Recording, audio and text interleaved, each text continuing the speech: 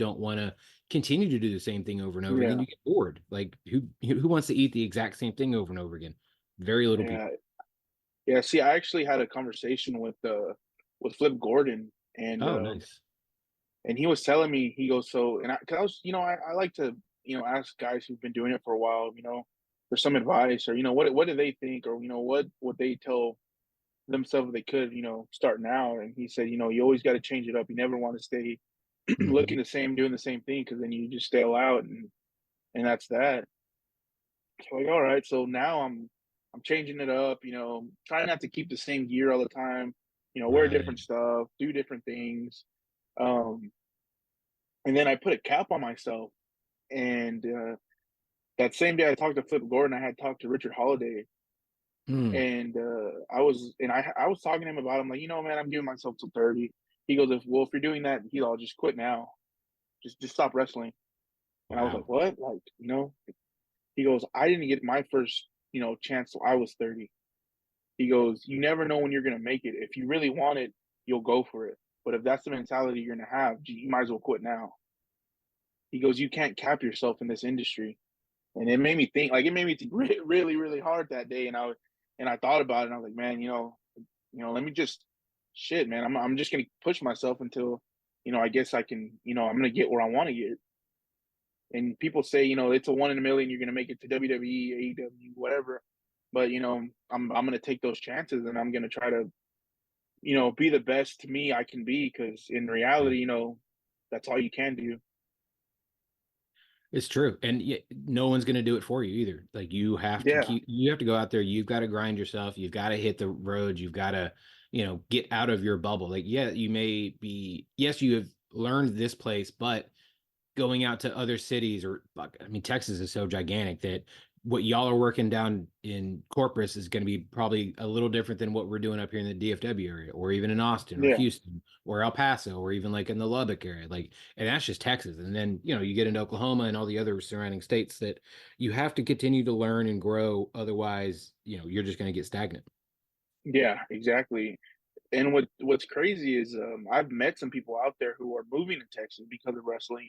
And Yeah. I'm like, why are you coming to Texas at all? You don't understand how hot Texas is right now. And I'm like, I mean, I guess, I'm from here, so but then also, like, I think my journey in wrestling I've been pretty blessed in where I ended up, honestly. Because where I started, it'd be with Gulf Coast Wrestling Alliance, but my coach, he's a second generation wrestler. The company they have, it's been 30 plus years here in Corpus, and they Jeez. brought some big names down. When Cody first got left WWE, this was one of the first places he came, and it's just crazy to see who actually was down here. The lineage of wrestling in Corpus. Like, you think of Corpus, you don't think about wrestling. But Right. I've seen the posters of Blackjack Mulligan down here, Ric Flair, Jeez. Mick Foley. Yeah, and they all wrestled for my coach's dad, or with my coach's dad. So it's one of those things where I take pride in where I train, who trained me, and then his name goes a long way. So it's he's well respected. So in a way, it helps us out as well as his students. We kind of get that extra look. Oh, you're one of his guys. It's like, okay, then I know you're gonna be safe. I know you were trained properly. Because Right. nowadays, man, I see guys out there who aren't really trained, and they go out there and do crazy death matches, and I'm like, oh man. Deathmatch people are a very interesting group of people in general. And it's funny because they are literally the nicest people on the planet until they have to be in a death match. And then they are definitely Yeah, not. it's see, and it's crazy because I always said I will never do a death match, but then I'm like, you never say never in this Right. industry. But it's also one of those things where I'll do it, but I try to tell myself you're in it for the long run. Hmm.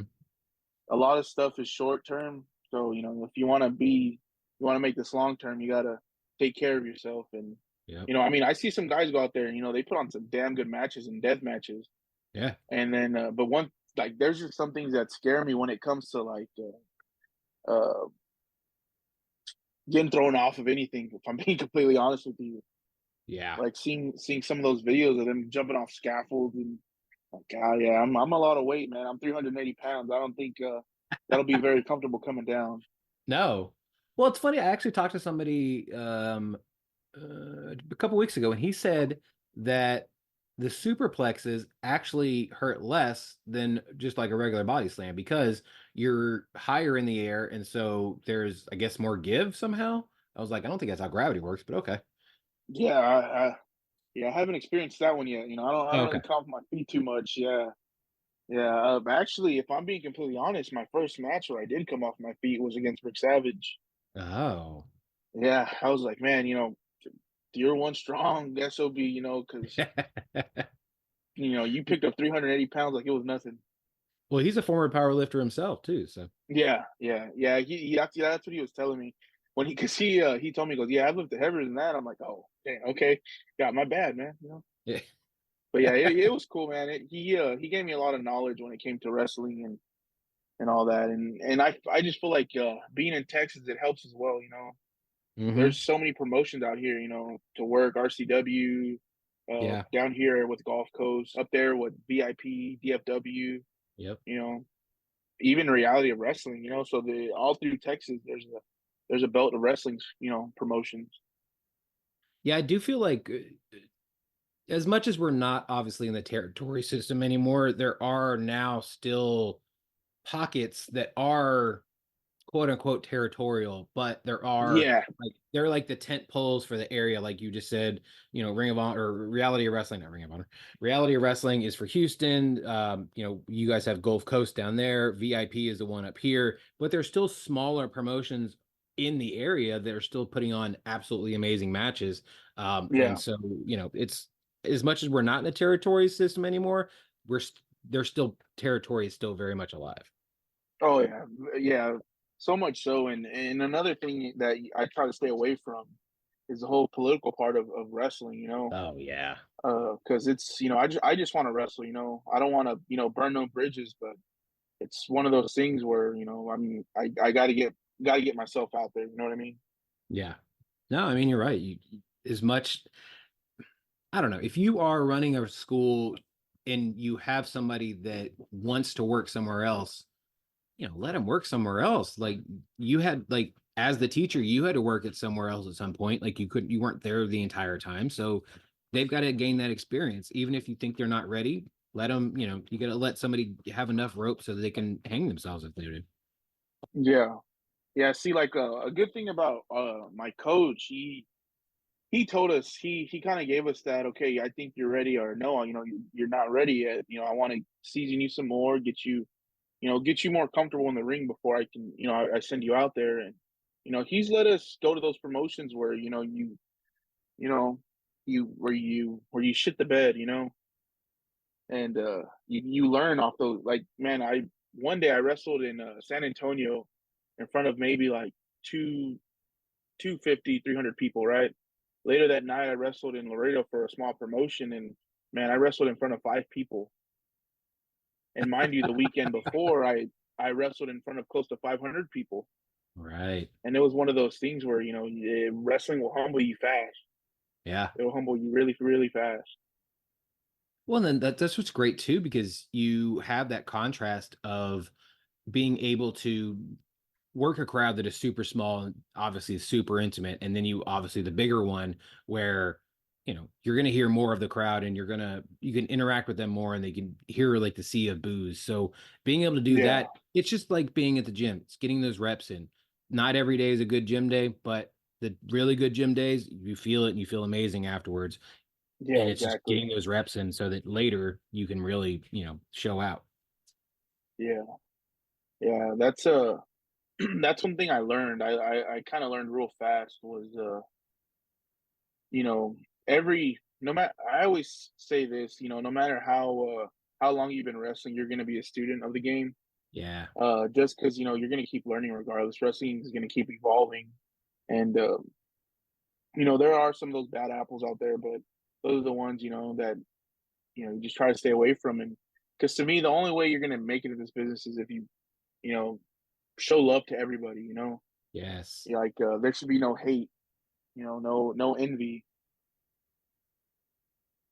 Yeah, I mean, no one's here to take somebody else's spot. It's just there is opportunities for everybody. It's just what you do with that opportunity when it gets in front of you. Yeah, exactly. Like what you're gonna make out of it. Right. Well, I Like mean, you talked about it, like, obviously Brick Savage and some other people that you've kind of pulled their ear a little bit. Who are some other veterans that you've kind of been able to talk to and has helped you along the way? so I got to talk to Jacob. He gave me Oh, some wow. advice. Yeah, that was pretty cool because at the time, the whole bloodline thing was going on, so it was pretty hot, and he gave me advice on just work pretty much work my ass off, and who else? I talked to who else? I'm trying to think, man. Because if I'm being honest, man, we get so many big names that come wrestle down here, and I just try to pick their ears a lot. Yeah. I just trying to get what I can. And who else? I'm trying to think. I don't know why my mind's going blank. Um, Chandler Hopkins. I've asked him for advice. Jerome. Chandler's the greatest. Yeah, I love yeah. Chandler. Chandler's awesome. He wrestles for us almost every show, and Oh, if you awesome. ask him a question, he'll give you an answer, or give you the best advice he can give you. And Gino Medina too. I've been able to talk to him early on in wrestling before I even had to have had a match. He wrestles for us a lot, and I got advice from him and who else? The Rascals. Nice. Man, I think who else? Who else? Even Brian Cage, man. I got to talk to Brian Cage. That was pretty cool. He is cool and That a was, wealth of knowledge as well. yeah, yeah. He sat down for a while and we talked for about a good 20-30 minutes. He just Nice. gave advice and you know and who was it? Somebody had told me, one of the veterans had told me they're all when Dolph Ziggler cut that promo of sometimes things you love ain't always gonna love you back. He goes, Yeah. that's probably the realest statement when it comes to wrestling Yep. because it's one big business. You might love the shit out of it, but there's gonna be times where it's not gonna love you back, and you're not gonna get booked. You're not gonna be the main guy somewhere. You're gonna get as we say, shit on. You know, Hmm. but it's what you're gonna make out of it. If they give you nothing, you make something out of that nothing. Yes. Yeah, I mean, look what I mean, Matt Cardona now, but with Zack Ryder was with WWE. That online, like the true Long Island story, he just made that shit up on his own, and like it got him over super huge with the crowd, and then it just bled over into, all right, well, I guess we got to put him on TV, give him a U.S. title, go from there, and then he finally had that WrestleMania moment where his music actually got played. He won the Intercontinental title. Yeah, he lost the next night, but still, like that, you can Yeah, never take that away from him. yeah, exactly, And then what exactly. he's done when he hit the Indies, like just hit the ground running. It was absolutely bonkers. Yeah, yeah, that was pretty cool. He actually before what was it that WrestleMania right after he got released, Yeah. he wrestled for Gulf Coast because they did a WrestleMania weekend up there. They Oh, did a awesome. show and he got to wrestle for them. Yeah, and that I always thought that was pretty cool. It's crazy. Seeing from it sucks. Seeing people get released and all, but Right. whenever you finally get to meet those people, it's pretty cool because they give you the knowledge of what they've learned out there and what they Yeah. wish they could have been told before getting where they got. And I think that that's one of the coolest things. And don't get me wrong, I have met those guys out there who how they always say you don't want to meet your heroes. Hmm. Yeah, I've had those moments, and I'm like, man, that just sucks. But at the same time, you meet another one of your heroes, and they're the most down to earth person. Right. But and So that's the other it's thing is that it just they're all human, we're all human, and sometimes yeah, they have bad days. And so, it could have been one of those situations, or in the long run, they could just be dicks in general. And that's really sucks for them. But, you like you said, you find the ones that are good and you just latch onto them and just, take all the knowledge you can from them. yeah, exactly. Like some of the guys I train with, man, I told them I'm a little jealous because they when Raw came to Corpus was the same night that Uncle Howdy, or the White Six, made their debut. Right. We were all backstage helping out and stuff, and I had left to get ready for the show. And as I left, they said not even 20 minutes later,